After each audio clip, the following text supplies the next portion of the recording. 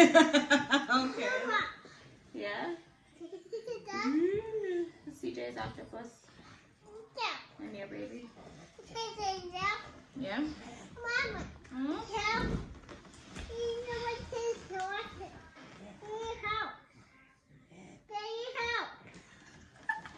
Hi everybody, welcome back to another video. Thanks for joining us on Phoenix's Life with Marshall Smith Syndrome. For today's video, a lot of people always ask, did we know if Phoenix had Marshall Smith Syndrome, or did we have any problems during pregnancy before she was born? So I figured we would turn it into a birth story video. You remember much? You threw up breakfast when we were still living at Dad's house. Yeah. And then went and got pregnancy tests at Shopko, and Shopko still existed up here. And I think we all knew how that was going to come back. Right. And I was pregnant with this girl, and then we got married the January at the courthouse, and then February in Jamaica with a big ceremony. So I was 3 months pregnant with Phoenix when we got married in the dress. I thought the dress wasn't gonna fit.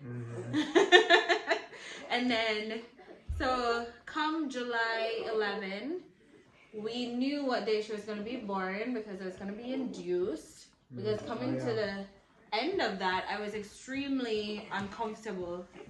I was complaining all the time, and I was swelling up. And our doctor was like, well, we can set this date for induction, and if you don't go into labor naturally, well, this is our day. That's right, yeah.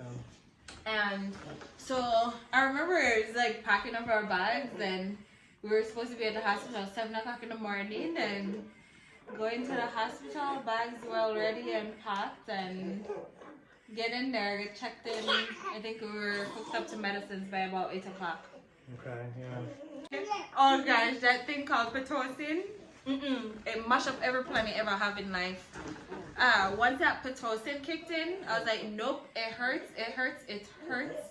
And then when the Pitocin kicked in, then you learn that you're only like 6 centimeters dilated, and you're not moving for how many hours now? Yeah. That was the worst thing ever. And Anyway. you went in the shower with the ball. Oh my god, there were so many things that we did. Walk the halls 10 times. In the shower on the medicine ball. Nice shower though. It was a really good shower. That is a dream shower. It have the come from up top, it come from the sides, everywhere. That was a good shower. It was a really nice one. And then of course didn't eat all day. I think I had like soup early in the morning or something like that because yeah. So the all day laboring, and then come down to, she was born at like 10 something at night. Yeah. So going through the all day, you call him CJ? Going through the whole day laboring, under so much pain. Got the epidural and everything, and that calmed me down until it was time to have her. I do remember this is funny and terrible. So Phoenix being my firstborn, I remember telling Carlin, when I'm delivering Phoenix, you're only allowed to be up here, do not go down there.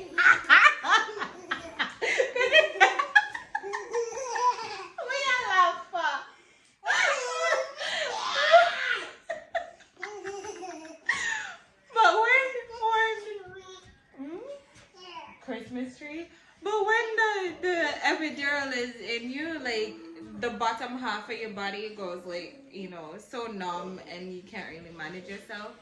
So when it was close to going through the contractions and it's time to start pushing or whatever, and you were up here being coach, Yeah, I had one nurse on one thigh holding it up, and the other nurse on the other thigh holding it up, and the doctor was down here. And I threw up on everybody. I threw up, and Dr. Dempster had to go get changed, and the nurse on this side had to go get changed, and the one over here said, "Dad, come over here and hold this leg." And I was like, "No!" And then she was like, "Oh no, he has to." Well, I had to see anyways. Miracle of life.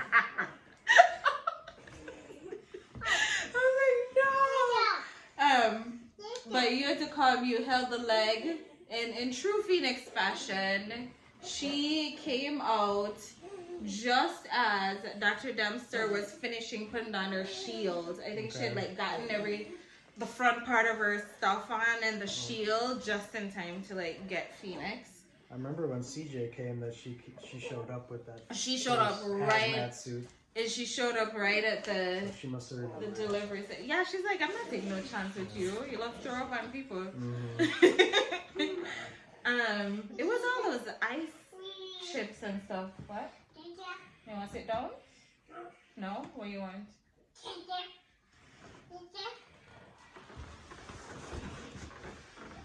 But yeah, she had passed all the quad screenings and everything, so we didn't know she was going to be special in any way. We weren't expecting anything at all. No, we weren't expecting. When she came out, of course, Carlin cut the umbilical cord.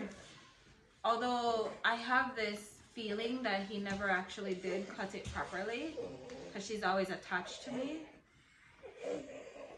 I swear. I'm not sure if you did.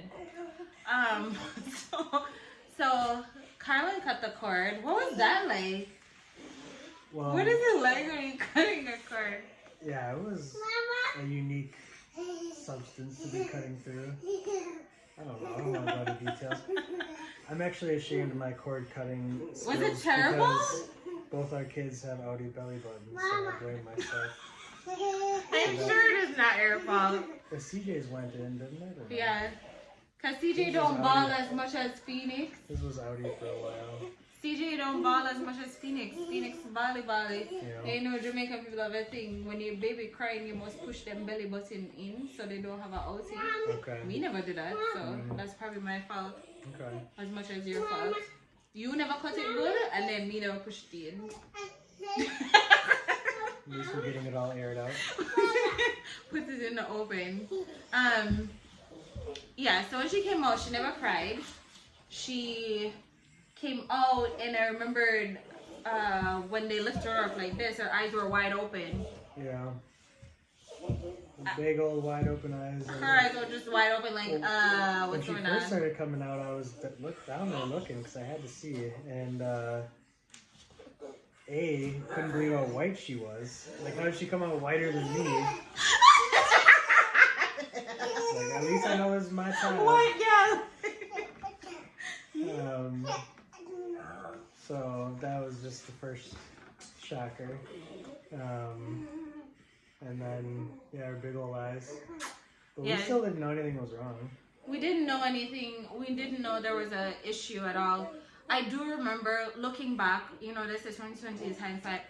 I do remember looking back and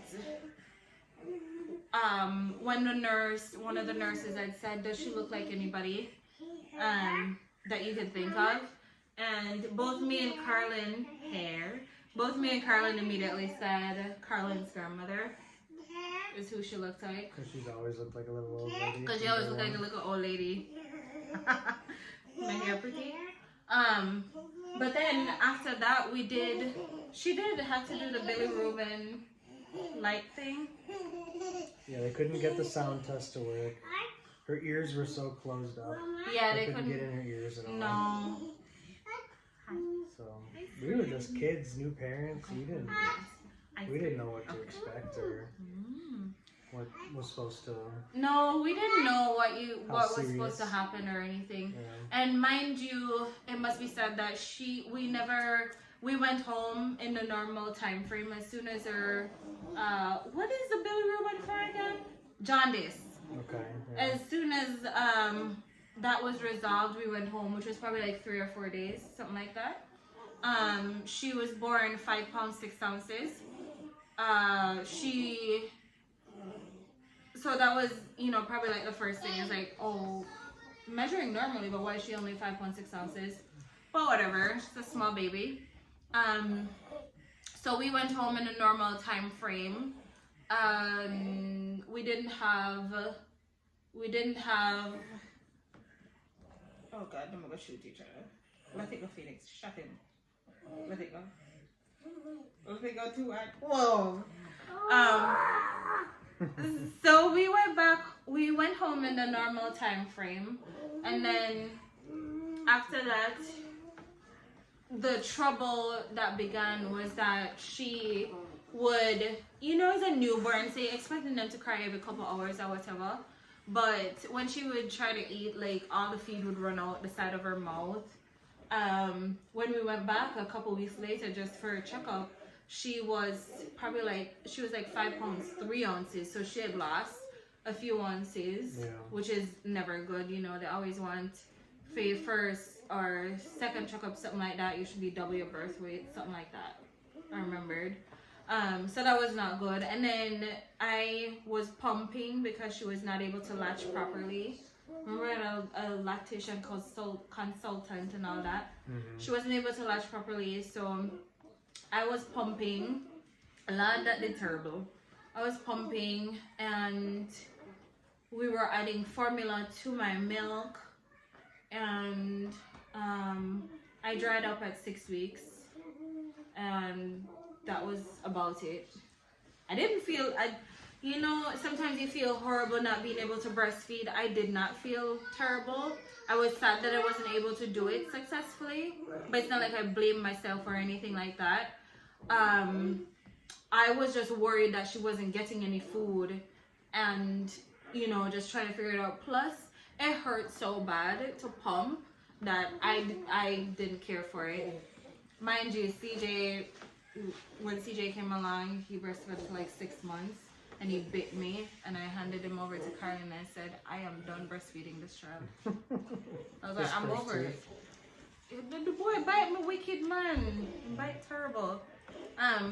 But yeah, that was her birth story.